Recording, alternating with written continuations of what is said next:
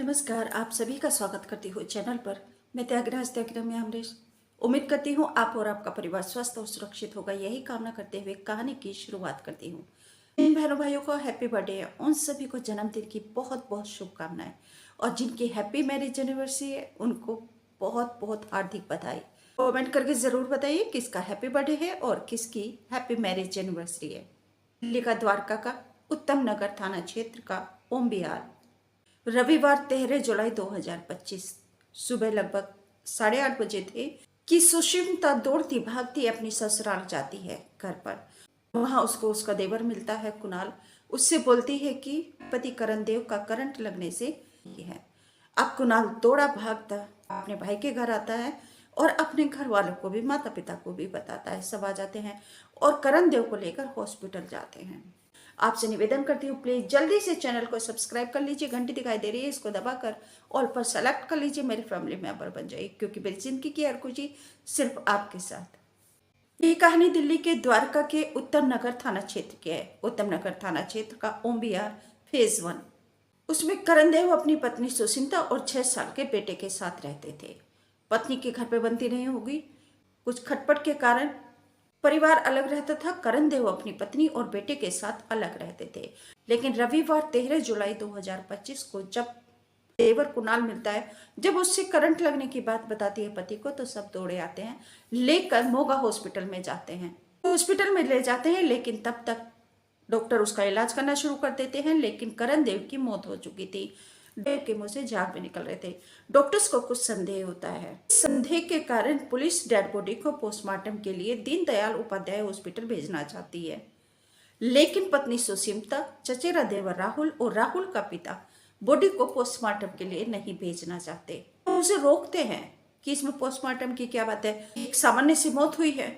जो करण देव के घर वाले थे, परिजन थे, उनको कुछ संदेह होता है। एक तो बॉडी के मुंह से झाग निकल रहे थे, दूसरे उंगली पर और गर्दन के नीचे उनको करंट लगे के निशान दिए कि टेप लगी हुई है और करंट लगा हुआ है। तो फिर वे पोस्टमार्टम के लिए जबरदस्ती करण देव की बॉडी को दीनदयाल उपाध्याय हॉस्पिटल में भेज देते हैं। पोस्टमार्टम होता है, वहां पर खुलासा होता है कि करण देव की मौत करंट लगने से हुई है और उसको कुछ नशीला पदार्थ भी दिया गया है। लेकिन ऐसी कोई पुष्टि वहां पर हुई नहीं थी।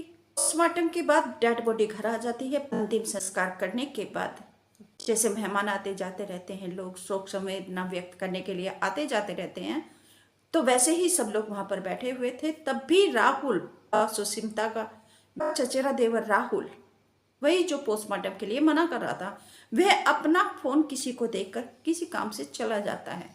वह फोन सुष्मिता के रियल देवर कुणाल के हाथ में आ जाता है। कुणाल जब उसको खोलकर देखता है तो उसमें इंस्टाग्राम की चैट मौजूद थी। जब उसने वह चैट देखी तो वह सन्न रह गया और उसने वह चैट फिर अपने घर वालों को भी दिखाई और वह चैट फिर पुलिस ने भी देखी। और वह चैट इतनी खतरनाक थी क्योंकि यह करण देव की हत्या की गई थी और हत्या पत्नी सुष्मिता ने अपने चचेरे देवर राहुल के साथ मिलकर की थी। पुलिस ने उसको चैट के आधार पर गिरफ्तार कर लिया, अरेस्ट कर लिया, हिरासत में ले लिया, सुष्मिता को भी और चचेरे देवर राहुल को भी। अब सुष्मिता से जब पूछताछ हुई तो उसने बताया कि उसने पति को रात को खाने में 15 गोलियां दी थी नींद की, लेकिन उसके बाद भी वह मरा नहीं। उसके बाद वह रात गहराने का इंतजार करने लगी। रात गहराने लगी, लगभग 3 बज गए थे, लेकिन पति की मृत्यु नहीं हुई थी। फिर उसने देवर राहुल को इंस्टाग्राम पर मैसेज किया कि ये तो मर ही नहीं रहा है, सांसें तो धीमी चल रही है लेकिन ये मर नहीं रहा है। चैट में राहुल बोलता है कि इसको और दवाई दे दो। सुष्मिता बोलती है कि मैंने सारी दवाई दे दी है, 15 गोलियां मैंने इसको खाने में दी थी और अब मुंह नहीं खुल रहा और दवाई देने के लिए पानी तो मैं डाल सकती हूँ इसके मुंह में। राहुल फिर बोलता है कि इसको करंट देकर मार दो। अब सुष्मिता कहती है कि मैं करंट कैसे दूं, तुम आ जाओ। राहुल बताता है सुष्मिता को कि तार को टेप से चिपका दो और इसको करंट लगा दो।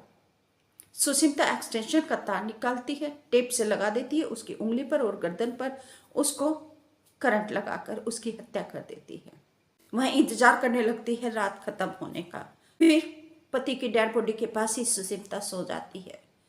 उसके बाद सुबह 8:30 बजे वह दौड़ी भागती सुबह 8:30 बजे करण देव के घर पर जाती है। वहां पर देवर कुणाल मिलता है।